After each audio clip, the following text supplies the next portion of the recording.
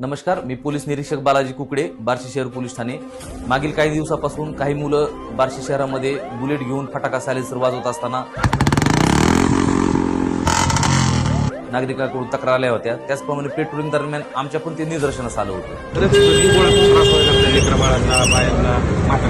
आमच्या बार्शी शहर पोलीस ठाण्याचे पोलीस उपनिरीक्षक महेश गळगटे व त्यांच्या टीमने चांगली कामगिरी केलेली आहे। जवळपास 10 बुलेट फटाका सायलेन्सरवाले पकडलेले आहेत आणि त्यांचे सायलेन्सर काढून त्यांच्यावर दंडात्मक कारवाई पण केली आहे। सर्व बुलेट धारकांना आमची प्रशासनातर्फे विनंती असणार आहे, कुणीही फटाका सायलेन्सर वापरू नये।